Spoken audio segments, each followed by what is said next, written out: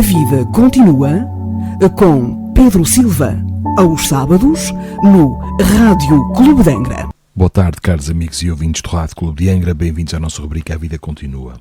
Hoje vamos falar um pouco sobre este tema do autismo na visão espírita. Para tal, vou-vos ler aqui um artigo escrito por um médico espírita, de seu nome Américo Filho, e que fala mesmo sobre este assunto, com o qual gostaria de partilhar convosco. Ele começa por dizer, em relação ao autismo e ao espiritismo, ele começa por perguntar como relacionar os dois. O autismo caracteriza-se por um grave transtorno do desenvolvimento da personalidade, revelando uma perturbação característica das interações sociais, comunicação e comportamento. De uma maneira geral, a pessoa tem tendência ao isolamento, olhando de forma dispersa, sem responder satisfatoriamente aos chamados e demonstrando desinteresse pelas pessoas. O indivíduo, sem apresentar nenhum sinal físico especial, ostenta prejuízo severo de várias áreas da sua performance humana, acometendo principalmente as interações interpessoais, da comunicação e do comportamento global. O paciente apresenta um sistema nervoso alterado, sem condições psiconeurológicas apropriadas para uma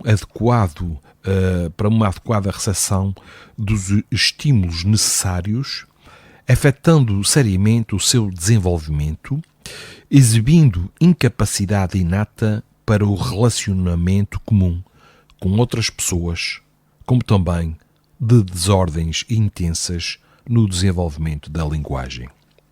O comportamento do portador do transtorno autista é caracterizado por atos repetitivos, portanto, rotinas e rituais,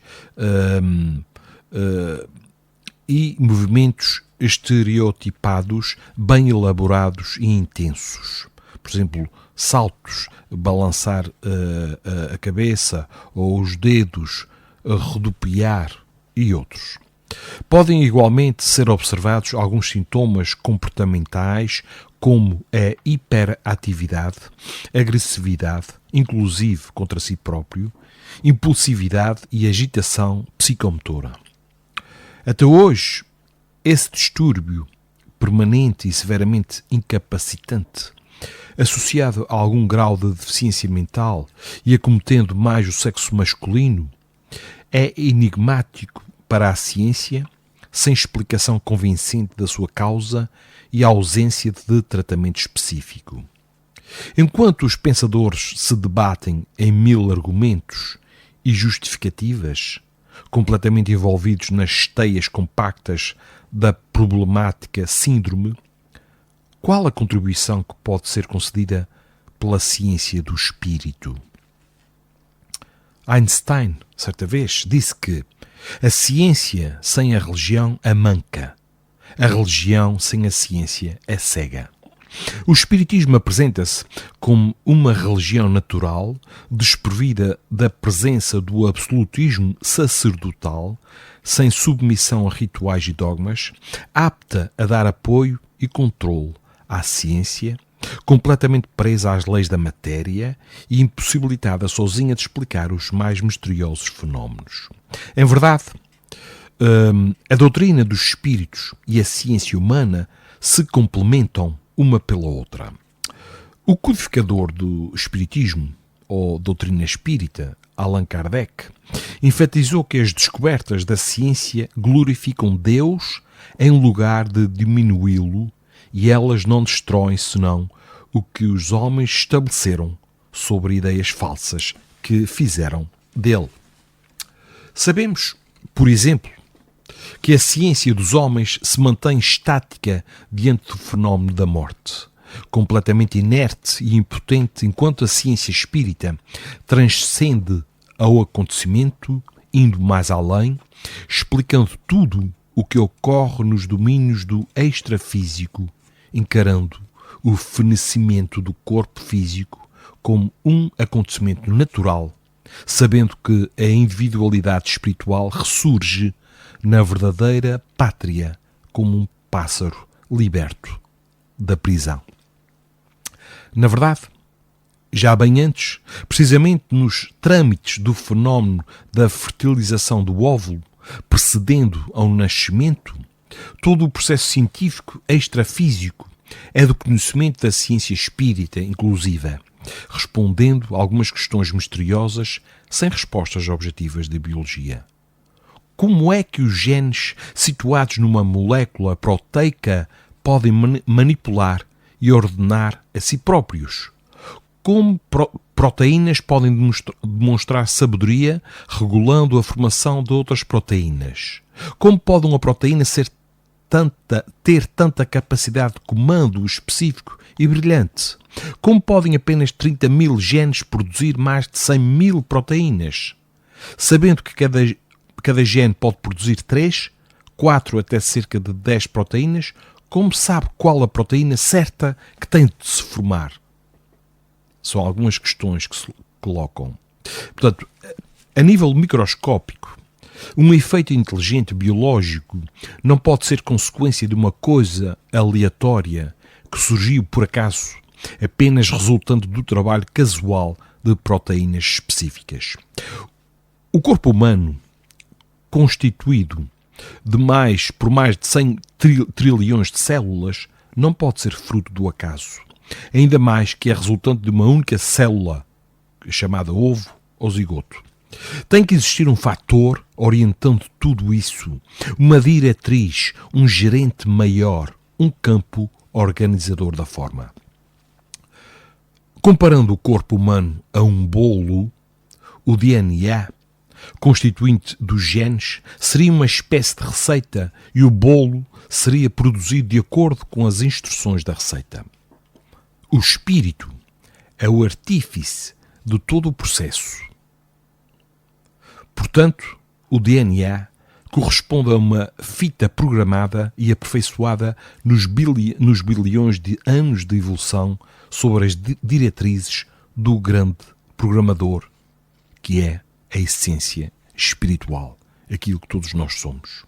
O corpo humano está subordinado às informações ou ordens dos genes, os quais não são os exclusivos mentores do maravilhoso processo biológico da vida, desde que há, em verdade, um poder inteligente que orienta a formação do ADN e permite repará-lo quando necessário.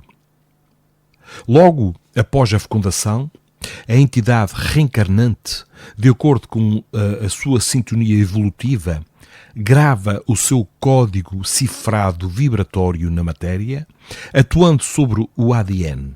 Portanto, todas as transformações físicas, químicas, orgânicas, biológicas de todas as células são orientadas e dirigidas pelo espírito que presida tudo, funcionando o corpo como um grande computador biológico.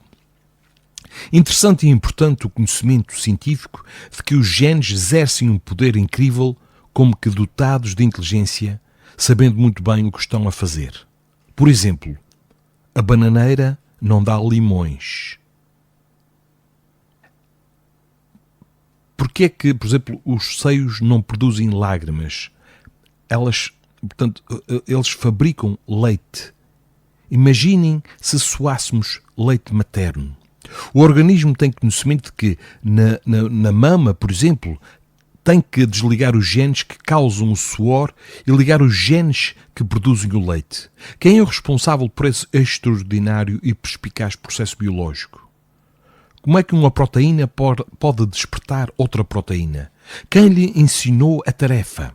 As respostas são fornecidas pela ciência espírita, atestando que Deus existe e que a individualidade espiritual, o espírito imortal diante do universo, retorna em diversas existências, aprimorando-se, sendo responsável causal da gerência dos processos biológicos, sendo inclusiva o campo organizador da forma ou planta de construção na embriogênese mentor da constituição do organismo a partir de apenas uma célula, arquitetando a formação dos tecidos e órgãos do corpo físico. Caros amigos, a doutrina espírita ensina que somos artífices do nosso próprio destino, ou seja, o acaso não existe, como já referimos muitas vezes. Quando nascemos ou quando reencarnamos com alguma deformidade, em verdade, a mesma já existia antes em espírito, porque a criamos dentro de nós em determinada vivência física. Então, o espírito é responsável por tudo o que pensa e faz, subordinado à lei de causa e efeito divina por excelência. Se tivermos algo a expiar, a distonia arquivada no nosso envoltório espiritual propiciará a escolha da fita compatível e sua posterior gravação. Então, plasmamos no nosso ADN a informação codificada que trazemos em espírito, sendo, portanto, as nossas deficiências originadas de nós mesmos, nunca obra do acaso, e muito menos pré-determinadas por uma divindade vingativa. Nós somos hoje o que construímos ontem, como Jesus dizia, a cada um segundo as suas obras. Ninguém nasce, caros amigos, ninguém nasce autista por acaso. A justiça divina é misericordiosa por excelência, propiciando ao infrator as benesses da retificação espiritual. Algumas teses espiritualistas relatam que o comportamento autista é decorrente do facto de o espírito não ter aceito sua reencarnação. O livro dos Espíritos, na questão 355, ensina que a aliança do espírito ao corpo não é definitiva, porquanto os laços que ao corpo o prendem são muito fracos, podendo romper-se por vontade do espírito, se este recua diante da prova que escolheu. Portanto, o Espiritismo instrui que nos casos da não aceitação da reencarnação, mediante o seu livre-arbítrio, a entidade se retira. E o que é que acontece? Acontece um aborto denominado pela ciência de aborto espontâneo. Os déficits cognitivos severos associados às profundas alterações no interrelacionamento social caracterizam o autista, apresentando uma forma de identificação profundamente diferente, resultante do mau uso das faculdades intelectuais em existências anteriores, errando o ser exatamente na dissimulação das emoções, estabelecendo relações afetivas baseadas no engodo, no fingimento, para manter as suas posições sociais abastadas no campo do poder social, igualmente na sedução sexual, utilizando o disfarce, a aparência enganadora, cobrindo com uma máscara psicológica a sua verdadeira personalidade, representando uma personagem falsa, enganando os circunstantes para oferir vantagens. Falamos no passado, nas causas.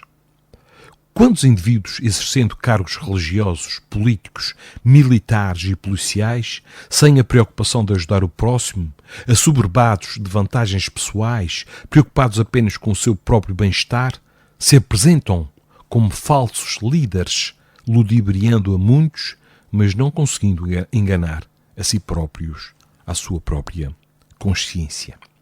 Na parábola dos talentos, Jesus alude aos que usaram os seus dons, atributos, sem benefício para os semelhantes e atormentados posteriormente pelos remorsos, refletem um sofrimento que parece não ter fim. Portanto, aqui temos a tal imagem simbólica do fogo eterno. Recebendo a sentença que ressoa nos refolhos mais íntimos da consciência. E acrescenta, até o pouco que tem lhes será tirado, como diz na parábola.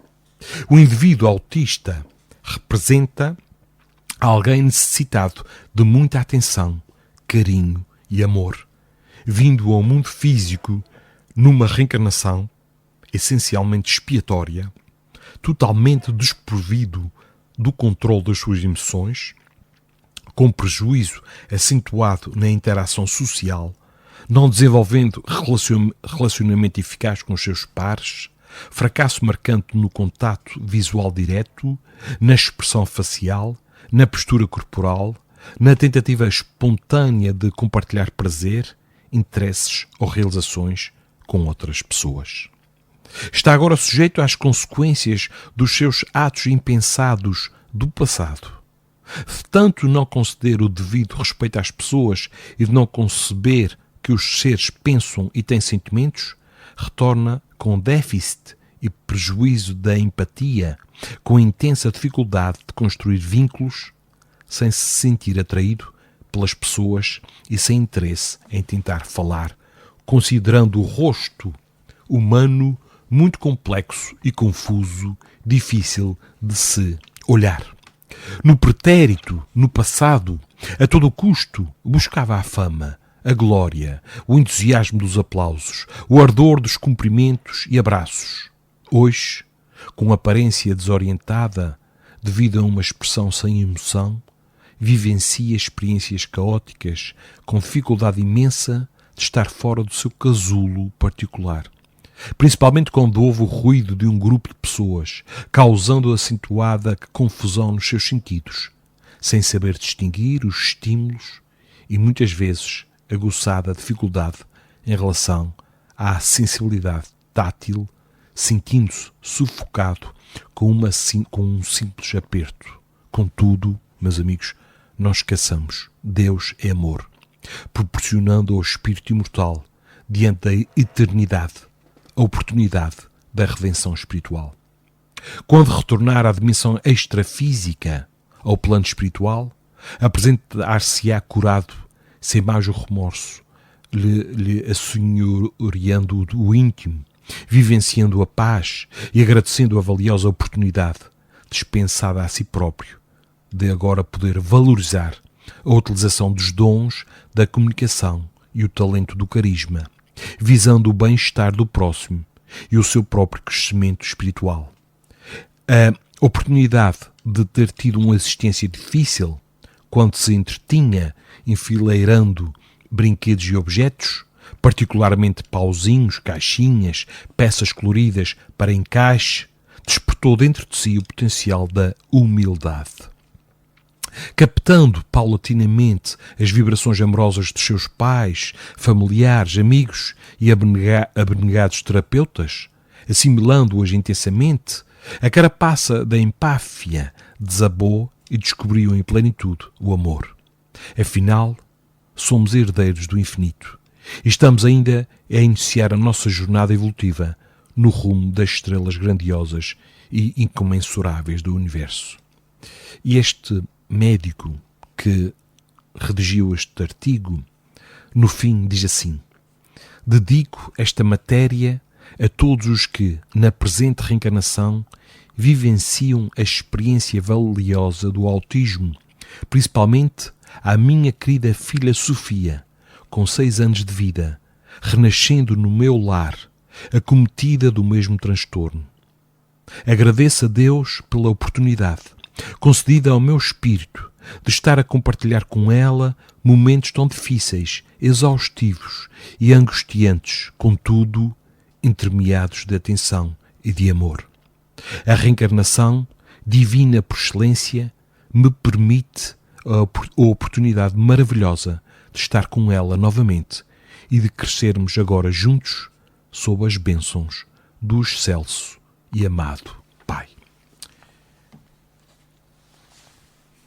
Depois de termos falado sobre esta questão do autismo, caros amigos e ouvintes, vou-vos deixar, neste sábado, com uma pequena mensagem que serve, digamos, para os tempos que estamos todos a atravessar.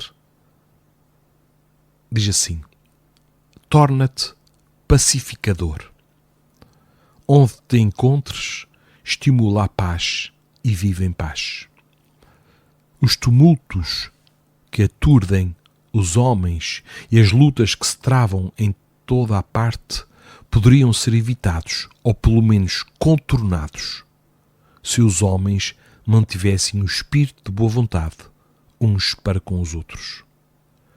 Uma ofensa silenciada, uma agressão desculpada, um golpe desviado evitam conflitos que ardem em chamas de ódio. Confia na força da não-violência e a paz irá florescer no teu e no coração de quantos se acerquem de ti. Mensagem de Joana de Ângeles no livrinho Vida Feliz. Caros amigos e ouvintes, ficamos então por aqui neste sábado.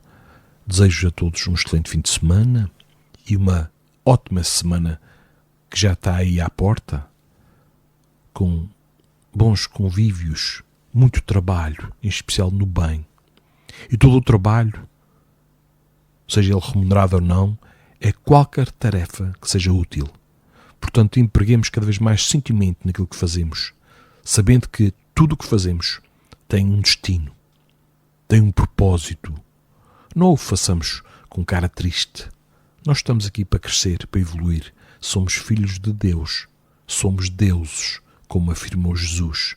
Acreditemos mais em nós, no nosso potencial infinito, e sigamos em frente, com a cabeça levantada. E sempre que estivermos tristes, nos comparemos com a realidade triste dos nossos irmãos refugiados, que morrem todos os dias nos mares, nas travessias. Nos comparemos com aqueles que ficaram sem nada, materialmente falando, na Síria, na Turquia, com aqueles que na Ucrânia e noutros países da África e noutros lados do mundo estão em guerra. Relativizemos os nossos problemas e vamos ver que somos de facto muito, muito abençoados. Então, um grande abraço aqui do Pedro Silva e até o próximo sábado. A vida continua com Pedro Silva, aos sábados, no Rádio Clube de Angra.